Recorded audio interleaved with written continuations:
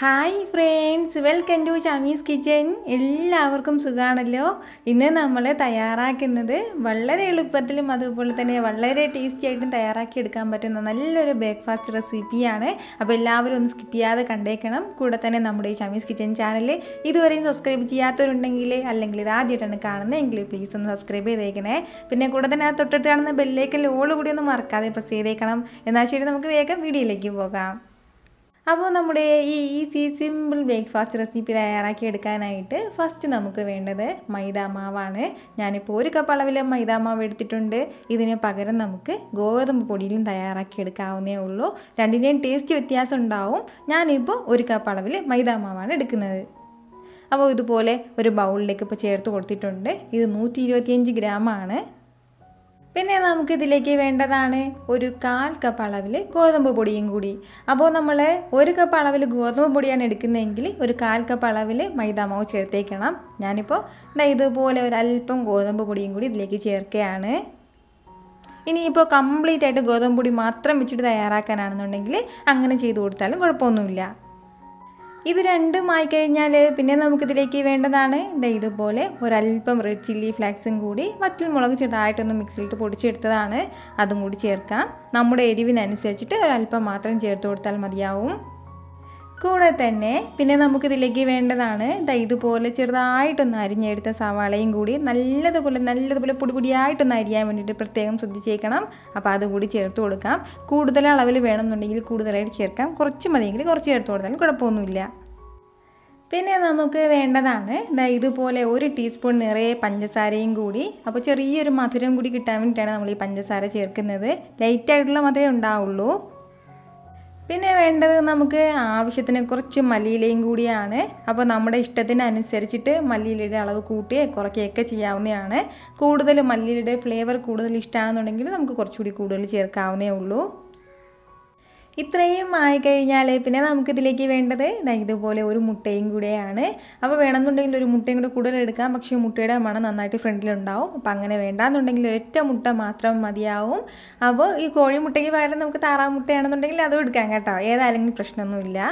അപ്പോൾ ആ മുട്ടയും കൂടി ചേർക്കുകയാണ്. മുട്ടയും ചേർത്ത് കൊടുത്തു കഴിഞ്ഞാൽ പിന്നെ നമുക്കിതിലേക്ക് വേണ്ടതാണ് 1 കപ്പ് അളവിൽ പാലും കൂടി. ഞാനിപ്പോൾ ഇതുപോലെ 1 കപ്പ് അളവിൽ പാലെടുത്തിട്ടുണ്ട്. ഇനിയിപ്പോൾ ചൂടാക്കിയ പാലാണെന്നുണ്ടെങ്കിലും ചൂടാക്കാത്ത പാലാണെന്നുണ്ടെങ്കിലും പ്രശ്നമൊന്നുമില്ല. ഏത് പാലെടുത്താലും കുഴപ്പമൊന്നുമില്ല. അപ്പോൾ അതുകൂടി ചേർത്ത് കൊടുക്കാം.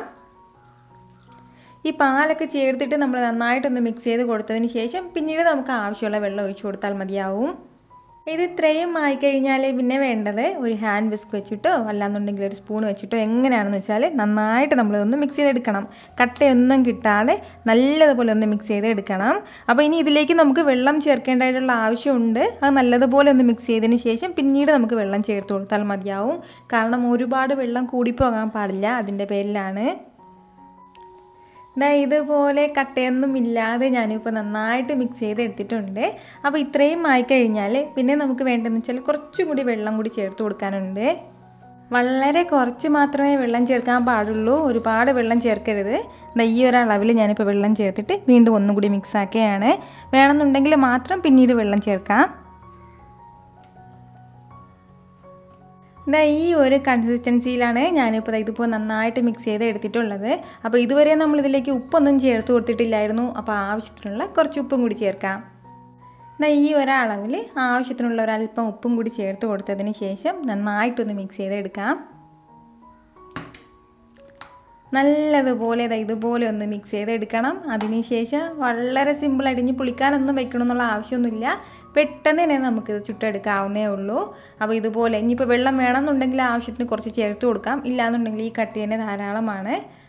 അപ്പോൾ ഇതുപോലെ ഒന്ന് മിക്സ് ചെയ്തെടുത്തതിന് ശേഷം പിന്നീട് നമുക്ക് ഒരു ചെറിയൊരു ജഗ്ഗിലേക്കോ അല്ലാന്നുണ്ടെങ്കിൽ ഇച്ചിരി വലിയൊരു തവിയിലേക്കോ എടുത്തിട്ട് നമുക്ക് ദോശ തവയിലേക്ക് ഒഴിക്കാവുന്നേ ഉള്ളൂ. അപ്പോൾ ഇനി പെട്ടെന്ന് തന്നെ നമുക്കിതൊന്ന് ചുട്ടെടുക്കാം. ഞാനിപ്പോൾ ഇതുപോലൊരു ഫ്രൈയിങ് പാനിലേക്ക് ഒഴിച്ചിട്ടാണ് ഇത് തയ്യാറാക്കി എടുക്കുന്നത്. അപ്പോൾ ഇതുപോലെ ഫ്രൈയിങ് പാൻ ആണെന്നുണ്ടെങ്കിൽ അത്രയും നല്ലത്. അല്ലാന്നുണ്ടെങ്കിൽ ദോശ തവയാണെന്നുണ്ടെങ്കിലും കുഴപ്പമൊന്നുമില്ല. അപ്പോൾ അതിലേക്ക് വളരെ കുറച്ച് മാത്രം അല്പം എണ്ണ ചേർത്ത് കൊടുക്കാം. നന്നായിട്ട് എണ്ണയൊക്കെ എല്ലാ സ്ഥലത്തേക്കും ഒന്ന് പൊട്ടി കൊടുക്കാം. ഫ്രൈയിങ് പാൻ ആണെങ്കിൽ നോൺ സ്റ്റിക്ക് ആണെങ്കിലും ചെറുതായിട്ടൊന്ന് എണ്ണ പൊട്ടി കൊടുത്തേക്കണം കേട്ടോ. അപ്പോൾ ഇതുപോലെ ഒരല്പം എണ്ണയൊക്കെ ഒന്ന് പൊട്ടി കൊടുത്തതിന് ശേഷം ഫ്രൈയിങ് പാൻ നന്നായിട്ടൊന്ന് ചൂടായി കഴിഞ്ഞാൽ പിന്നീട് നമുക്കിതിലേക്ക് ആവശ്യമുള്ള മാവ് ഒഴിച്ച് കൊടുക്കാം. അപ്പോൾ ഇതുപോലെ തവിയിലേക്ക് എടുത്ത് ഒഴിക്കുന്നതിനേക്കാളും ഇതുപോലെ ഒരു കപ്പിലേക്കോ അല്ലാന്നുണ്ടെങ്കിൽ മഗ്ഗിലേക്കോ ഒന്ന് ഒഴിച്ചിട്ട് ഒഴിക്കുമ്പോഴത്തേക്കും പെട്ടെന്ന് ഈസി ആയിട്ട് നമുക്കിതിലേക്ക് ഒഴിച്ചു കൊടുക്കാൻ വേണ്ടി പറ്റും. പിന്നീട് ശ്രദ്ധിക്കേണ്ടത് നമ്മൾ ഫ്ലെയിം നന്നായിട്ട് ഇതൊന്ന് കൂട്ടി വെച്ചിട്ട് തയ്യാറാക്കി എടുക്കാൻ വേണ്ടി നിൽക്കരുത്. കാരണം എങ്കിൽ പിന്നെ അടിഭാഗം പെട്ടെന്ന് കരിഞ്ഞു പോകും. അതിൻ്റെ പേരിൽ ലോ ഫ്ലെയിമിൽ നിന്ന് ഒരല്പം മാത്രം ഫ്ലെയിം വെച്ചിരുന്നാൽ മതിയാവും. ഇതുപോലെ വളരെ സിമ്പിളായിട്ട് പെട്ടെന്ന് തന്നെ തയ്യാറായി കിട്ടും. ഒരു 30 സെക്കൻഡ് മാത്രമേ ആയിട്ടുള്ളൂ. അപ്പോൾ ഇനി നമുക്കിതിൻ്റെ മുകളിലേക്ക് ഒരല്പം നെയ്യും കൂടി ഒന്ന് ചുറ്റിച്ചു കൊടുക്കാം.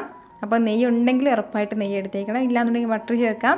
അതോ ഇല്ലാന്നുണ്ടെങ്കിൽ സാധാരണ കുക്കിംഗ് ഓയിലും കുഴപ്പമൊന്നുമില്ല. വളരെ കുറച്ച് മാത്രം ചേർത്ത് കൊടുത്താൽ മതിയാവും കേട്ടോ.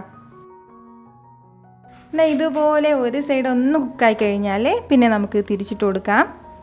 ഇതിപ്പോൾ ഞാൻ മറിച്ചിടുമ്പോൾ എത്രമാത്രം സോഫ്റ്റാണോ അതുപോലെ തന്നെ കഴിക്കാനും വളരെ സോഫ്റ്റായിട്ടാണ് ഇത് കിട്ടുന്നത്. നമ്മളിപ്പോൾ ഇതിലേക്ക് പശുവിൻ പാലല്ലേ ചേർത്ത് കൊടുത്തത്. ഈ പശുവിൻ പാലിന് പകരം നമുക്ക് വേണമെന്നുണ്ടെങ്കിൽ തേങ്ങാപ്പാൽ ഒഴിച്ചു കൊടുക്കാവുന്നേ ഉള്ളൂ. അപ്പോൾ തേങ്ങാപ്പാലിൻ്റെ പ്രത്യേക ഫ്ലേവറൊക്കെ കിട്ടും കേട്ടോ. അങ്ങനെ വേണമെന്നുണ്ടെങ്കിൽ അങ്ങനെയും ചെയ്തെടുക്കാം. അപ്പോൾ രണ്ട് സൈഡും നല്ലൊരു കളറൊക്കെ ഒന്ന് മാറിക്കഴിഞ്ഞാൽ, ഒരുപാട് കളറ് മാറാൻ വേണ്ടി നിൽക്കരുത്, ചെറുതായിട്ടൊന്ന് കളറ് മാറിക്കഴിഞ്ഞാൽ പിന്നെ നമുക്കിത് എടുക്കാം. മറു സൈഡും നന്നായിട്ടൊന്ന് വെന്ത് കഴിഞ്ഞാൽ പിന്നെ നമുക്കിത് എടുക്കാം. നിങ്ങൾക്ക് കാണുമ്പോൾ തന്നെ അറിയാമല്ലോ ഇതെന്ത് മാത്രം ടേസ്റ്റി ആയിട്ടായിരിക്കും നമുക്ക് കിട്ടുന്നതെന്ന്. ഇതുപോലെ പുറം ഭാഗമൊക്കെ നന്നായിട്ട് മൊരിഞ്ഞിട്ടുണ്ടാവും. ഈ ഒരു രീതിയിൽ വേണം നമ്മളിത് എടുക്കാനായിട്ട്. അപ്പോൾ ഇത് ഇത്ര മാത്രം സോഫ്റ്റ് ആണെന്ന് നിങ്ങളൊന്ന് തയ്യാറാക്കി നോക്കിയാൽ മാത്രമേ നിങ്ങൾക്കിത് അറിയാൻ പറ്റുള്ളൂ. ഉറപ്പായിട്ട് ഇതൊന്ന് ട്രൈ ചെയ്ത് നോക്കണം. ഇതുപോലെ ഈ ഒരു രീതിയിൽ വേണം നമ്മളൊരു പ്ലേറ്റിലേക്ക് ഒന്ന് സെർവ് ചെയ്യാനായിട്ട്. നമ്മൾ നേരത്തെ എണ്ണ ചേർത്തിട്ടല്ലേ ചുട്ടെടുത്തിട്ടുണ്ടായിരുന്നത്. അപ്പോൾ ഇപ്പോൾ നമുക്ക് എണ്ണയൊന്നും ചേർക്കാതെ തന്നെ ഒന്ന് ചുട്ടെടുക്കാം. അപ്പോൾ രണ്ട് രീതിയിൽ ചെയ്തെടുക്കാവുന്നേ ഉള്ളൂ. എണ്ണ കൂടുതൽ ചേർക്കും തോറും കുറച്ചുകൂടി കൂടുതലായിട്ട് ഇങ്ങനെ സോഫ്റ്റായിട്ട് ഉണ്ടാവും. അത്രയും മാത്രമേ ഉള്ളൂ. അപ്പോൾ എന്തായാലും നെയ്യ് ഉണ്ടെങ്കിൽ നെയ്യ് സ്കിപ്പ് ചെയ്യാതെ ചേർത്തേക്കണം. അപ്പോൾ പ്രത്യേക ടേസ്റ്റാണ് കേട്ടോ. അതാണ് ഞാൻ എടുത്ത് പറയുന്നത്. ഫ്ലെയിം നന്നായിട്ട് കുറച്ച് വെച്ചിട്ട് തന്നെ തയ്യാറാക്കി എടുക്കാൻ വേണ്ടിയിട്ട് പ്രത്യേകം ഒന്ന് ശ്രദ്ധിച്ചേക്കണം. ഒരു സൈഡ് ഒന്ന് വെന്ത് കഴിഞ്ഞാൽ പിന്നെ നമുക്ക് തിരിച്ചിടാം. ഇതുപോലെ നമ്മൾ എണ്ണയൊന്നും ചേർത്തില്ല എന്നുണ്ടെങ്കിൽ ഈസി ആയിട്ട് നമുക്കിതുപോലെ ചെയ്തെടുക്കാവുന്നേ ഉള്ളൂ. ഞാൻ പറഞ്ഞില്ലേ ആ ഒരു മോയ്സ്ചർ മാത്രം ഉണ്ടാവില്ല. അത് ഇതുപോലെ നമ്മളൊരു സ്പാച്ചില വെച്ചിട്ടായിട്ടൊന്ന് പ്രസ് ചെയ്ത് കൊടുത്താൽ മാത്രം മതിയാവും. അപ്പോൾ ഞാൻ എപ്പോഴും ഇത് കഴിക്കുന്ന രീതി എങ്ങനെയാണെന്ന് വെച്ചാൽ ഇതുപോലെ ഇങ്ങനെ ചുട്ടെടുത്തതിന് ശേഷം ഒരല്പം പാൽ ചേർത്തിട്ട്, തേങ്ങാപ്പാലോ പശുവിൻ പാലോ ഏത് പാലാണെങ്കിൽ കുറച്ച് പാൽ ഒഴിച്ചതിന് ശേഷം പിന്നെ കുറച്ച് മുകളിൽ പഞ്ചസാരയ്ക്ക് വിതറിയാണ് കഴിക്കുന്നത്. അങ്ങനെയാണ് ഞാൻ എപ്പോഴും കഴിക്കാറുള്ളത്. ഇതിന് പകരം നമുക്ക് മുട്ട റോസ്റ്റിൻ്റെ കൂടെയോ ചിക്കൻ കറിയുടെ കൂടെയോ ബീഫ് റോസ്റ്റിൻ്റെ കൂടെയോ എങ്ങനെ വേണമെങ്കിലും നമുക്ക് കഴിക്കാവുന്നേ ഉള്ളൂ. നമ്മളിപ്പോൾ എടുത്തിട്ടുള്ള ഈ 1 കപ്പ് മാവിൽ നിന്നും ഏകദേശം ഒരു 5 എണ്ണമാണ് നമുക്ക് കിട്ടുന്നത്. അപ്പോൾ അതിൽ കൂടുതൽ വേണമെന്നുണ്ടെങ്കിൽ അതിൽ കൂടുതലും ചെയ്തെടുക്കാവുന്നേ ഉള്ളൂ. അപ്പോൾ ഉറപ്പായിട്ട് നിങ്ങളെല്ലാവരും ഇതൊന്ന് ട്രൈ ചെയ്ത് നോക്കിയതിന് ശേഷം അതിൻ്റെ ഫീഡ്ബാക്ക് എനിക്ക് മറക്കാതെ ഒന്ന് അറിയിച്ചേക്കണം. കാരണം നിങ്ങളുടെ ഫീഡ്ബാക്ക് കാണുമ്പോഴായിരിക്കും അത് മറ്റുള്ളവർക്കൊന്ന് ട്രൈ ചെയ്ത് നോക്കാനുള്ള പ്രചോദനം ഉണ്ടാകുന്നത്. പിന്നെ നമ്മുടെ ഷമീസ് കിച്ചൻ്റെ ഇൻസ്റ്റാഗ്രാമും ഫേസ്ബുക്ക് പേജൊന്നും ഇതുവരെ ഫോളോ ചെയ്തിട്ടില്ലാണ്ടെങ്കിൽ ഫോളോ ചെയ്തേക്കണം കേട്ടോ. ഇൻസ്റ്റാഗ്രാമിൽ പുതിയ പുതിയ റീൽസൊക്കെ അപ്ലോഡ് ചെയ്യുന്നുണ്ട്. അപ്പോൾ കണ്ടിട്ട് നിങ്ങളുടെ അഭിപ്രായം കൂടി ഒന്ന് പറഞ്ഞേക്കണം. എന്നാൽ ശരി, വീണ്ടും നല്ലൊരു ഷെയർ വീഡിയോ ആയിട്ട് കാണുന്നവരേക്കും എല്ലാവരും ഹാപ്പി ആയിട്ടിരിക്കുക, സന്തോഷമായിട്ടിരിക്കുക, എല്ലാവരും സേഫ് ആയിട്ടിരിക്കണം. Take care friends.